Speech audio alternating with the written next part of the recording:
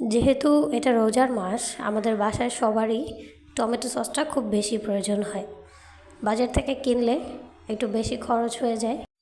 বাজার থেকে কিনে আনা সসগুলো ভেজালযুক্ত হয়ে থাকে। এই জন্য আজকে আপনাদের সঙ্গে শেয়ার করব বাসায় বসে খুব সহজেই আপনারা কিভাবে টমেটো সস তৈরি করে ফেলতে পারবেন, একদম দোকানের মতো।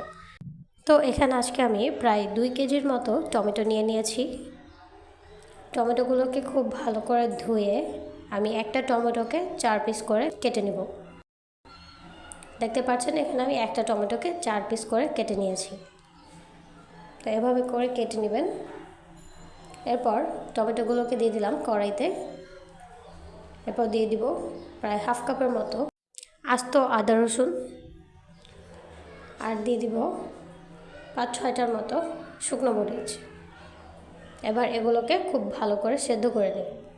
এখানে আমি হাফ কাপের মতো পানি দিয়ে দিচ্ছি, আর কোনো পানি দিব না। এবার টমেটোগুলোকে খুব ভালো করে সেদ্ধ করে নেব।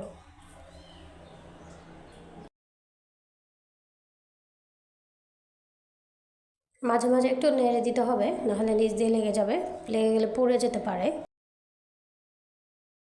তো টমেটোগুলো এর চেয়ে বেশি সেদ্ধ করার দরকার নেই। এবার আমি এগুলোকে ব্লেন্ড করে নেব।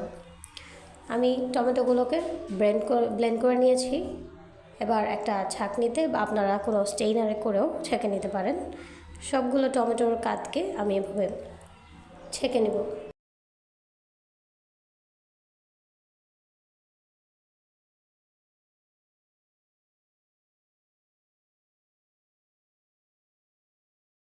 টমেটোর যে কাঠটা অবশ্যই ছেঁকে নিতে হবে, নাহলে এই দেখতে পাচ্ছেন টমেটোর যে বিচিগুলো প্রায় আস্তই রয়ে গিয়েছে, এগুলো এই জন্যই চেলে নিতে হবে।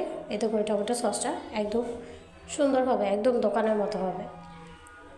তো এই তো ছেঁকে নেওয়া হয়ে গিয়েছে, এগুলো বের হয়েছে। ছেঁকে নেওয়ার পর টমেটোর কাঠটার এই অবস্থা দেখতে পাচ্ছেন। কালারটা খুবই সুন্দর, কোনো কালার বা ভেজাল মেশানো ছাড়াই। এখন দিয়ে দেব হাফ কাপ পরিমাণ ভিনেগার, আর দিয়ে দেবো 1 টেবিল চামচ পরিমাণ কর্নফ্লাওয়ার। এখন এটাকে মিশিয়ে একপাশে রেখে দেব। এবার টমেটোর কাঠটাকে আবারও দিয়ে দেবো কড়াইয়ে। এরপর এটাকে জাল করে নেব। এখনও টমেটোর কাঠটা খুব পাতলা আছে, দেখে বুঝতে পারছেন। এই পর্যায়ে আমি এখানে দিয়ে দিচ্ছি হাফ কাপ পরিমাণ চিনি। আপনারা মিষ্টি আরও বেশি খেতে চাইলে আরও বেশি চিনি ইউজ করবেন।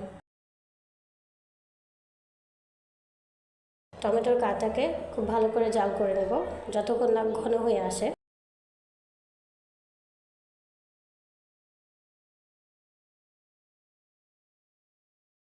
তো এই পর্যায়ে দিয়ে দিচ্ছি স্বাদ মতো লবণ। আপনারা টেস্ট করে দেখবেন, যদি চিনি বেশি প্রয়োজন হয় চিনি আরও অ্যাড করে দিতে হবে। তো প্রায় 15 মিনিটের মতো জাল করার পর এখন আমি দিয়ে দেবো সেই মিশ্রণটা, কর্নফ্লাওয়ার আর ভিনেগারের। এই সসটা বানিয়ে আপনি প্রায় 1 বছরের মতো সংরক্ষণ করতে পারবেন। তো ঘন হয়ে আসলে, এখনও দেখতে পাচ্ছেন অনেক পাতলা, ঘন হয়ে আসা পর্যন্ত এটাকে জাল করে নেব।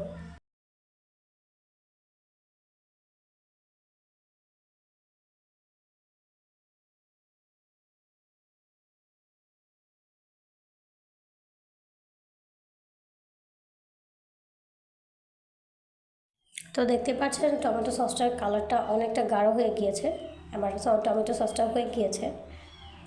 এখন থেকে আপনারাও একদম সহজে বাসায় বসে এই সুন্দর ভেজাল মুক্ত টমেটো সসটা রেডি করে ফেলতে পারবেন। এটাকে আমি একটা কাচের বয়মে ঢেলে নিচ্ছি।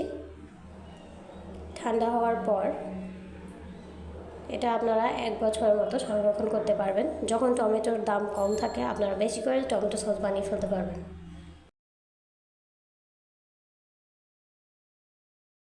তো ভিডিওটি ভালো লাগলে অবশ্যই লাইক এবং সাবস্ক্রাইব করে দেবেন, আর যারা ফেসবুক থেকে দেখছেন অবশ্যই পেজটাকে ফলো করে দেবেন।